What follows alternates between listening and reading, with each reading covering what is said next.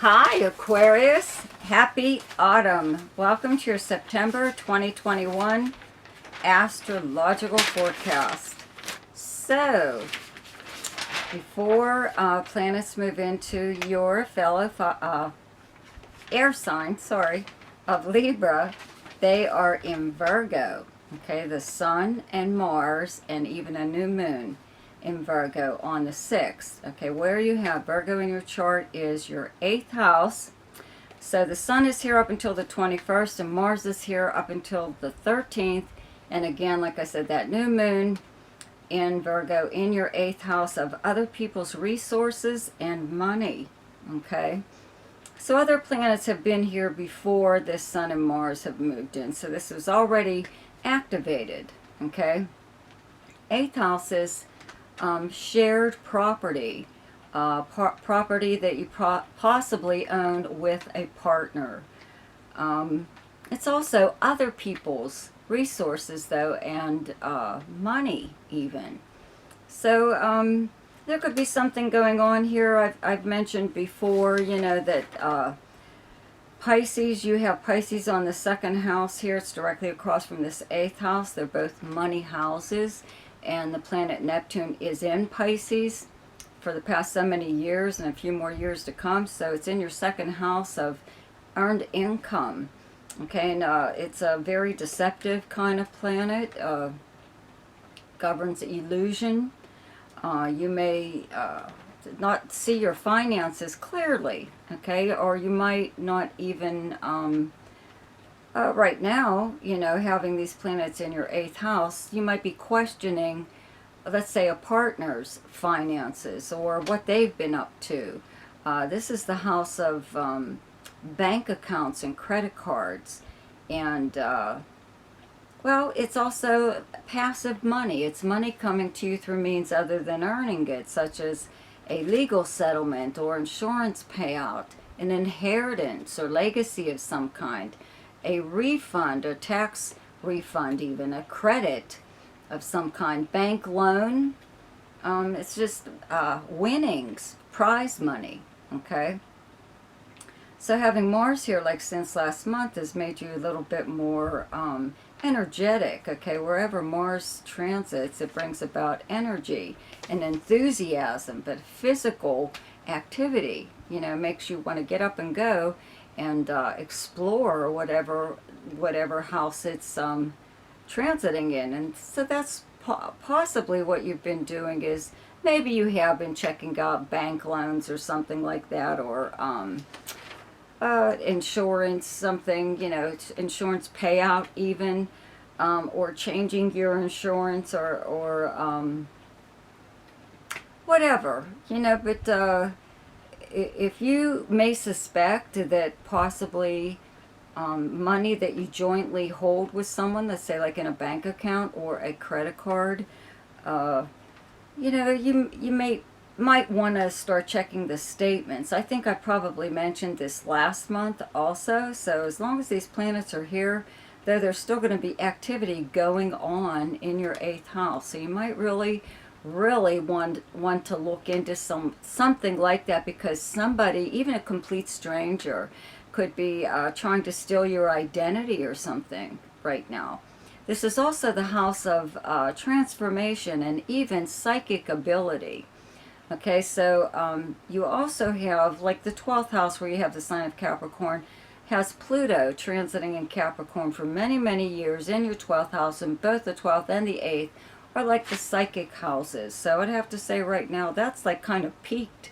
If you've got a sense, or you've got this gut feeling, I would go with that. The very first thing that I thought of. Don't try to reason it out, or even if it doesn't make any sense, why would you think that?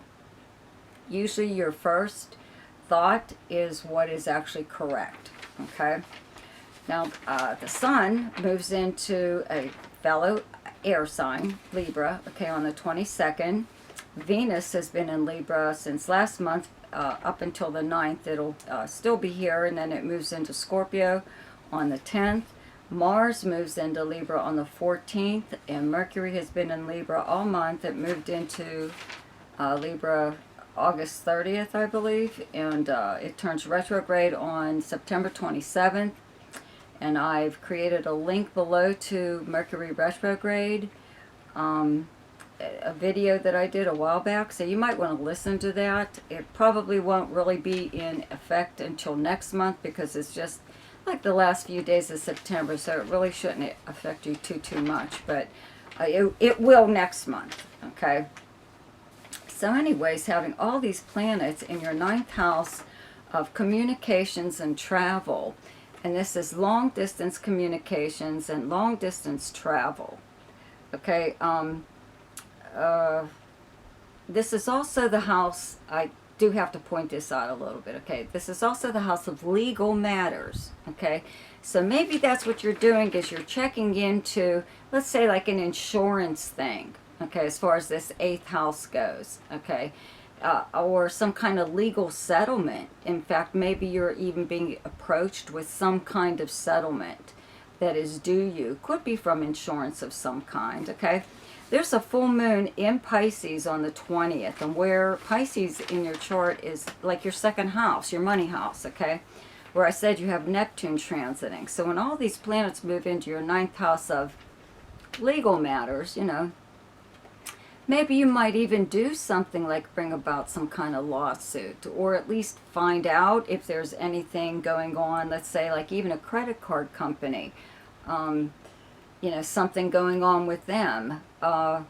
It could be many things. I would like to think, though, that it's a nice travel and communication house, that if you are able to travel, this would be when you would do something like that. If you don't feel like doing whatever, you know, you could just be in touch with people who live at a distance or possibly in another country. This is the house of higher learning, so maybe you are either finishing or are about to start a class. Maybe you are going back to school. Maybe you're just learning online, or someone is just teaching you something on their own, or you are just even watching YouTube videos and learning something that way. This is the house of foreign languages also, but it's also a media and publishing house.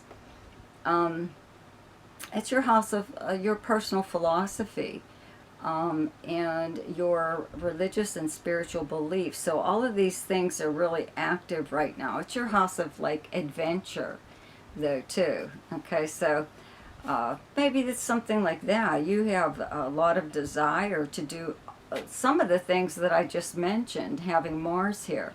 It does make you really, even physically, active into pursuing something like this. So maybe you might even do something like, I don't know, rock climbing or parasailing or something that's a little bit different than what you've done in the past. You know, you would like to experience something new. You still have Jupiter in your first house, and that's what Jupiter does, is it opens up new opportunities for you to do something you've always wanted to do. So not just the opportunity being there, but the desire to really try something different, you know, or try something you've always wanted to do. You also have Saturn in your first house at this time in Aquarius, so it will help to hold you back from doing anything reckless or dangerous. Okay, but I wouldn't be surprised if you did something right now, or made plans for to do something that was kind of adventurous, and something maybe possibly you've always wanted to do. Okay, so Venus, when it leaves Libra on the 9th, moves into Scorpio on the 10th. So it will be here all month, and where you have Scorpio in your chart is your 10th house of career and your public persona, how you're known by reputation, professionally and personally, but it's your most public house in your chart. So when Venus is here, sometimes it's almost like having Venus in your first house, where people really notice you and they comment on, openly even, maybe possibly even in social media, about how good looking you are, or mention something about your style or your features, you know, your hair, your face, eyes, something or other. Just something about you. But people really respond to you when Venus is in your 10th house, okay, as if it were in your first house. This is also the house of your house of career, okay, and higher ups. It's the house of government officials, even politicians, all that. But anyways, if you end up having to rub elbows, let's say like with the boss or the owner of a company that you work for or something like that, they find you appealing also, not just physically. They just you have like some kind of nice rapport with a higher up at this time. Okay, if you're self-employed, same thing though. You could attract in a way a like pretty prestigious client, or at least get some kind of recognition from them in some way or other. So the best time to do something each month is when the moon is in your own sign. And the moon is in Aquarius, okay, on the 16th, 17th, and 18th. The best time to lay low is when the moon is in your opposite sign, and your opposite sign is Leo. And those dates are the 3rd, 4th, and 5th. The best time for romance, creativity, let's see, yeah, recreation and fun, okay. Gambling or speculation and anything to do with children is the 12th, 13th, 14th, 26th, 27th, and 28th. The best time for money is the 5th, 6th, 7th, 18th, 19th, and 20th. The best time for your career is the 10th and 11th, and the best time for communication and travel is the 8th, 9th, 21st, 22nd, and 23rd. So I'd like to thank my subscribers now who also share and like this video. If you're not a subscriber, please subscribe now by clicking on that little button there and hit the little bell, the notification bell, and you'll be contacted each time I upload something. Also, check out my weekly videos. Check out my Ask Me a Question. It's in the description section below this video. There's also a link there to my website if you would like to have your personal chart done. And I will see you next week. Goodbye.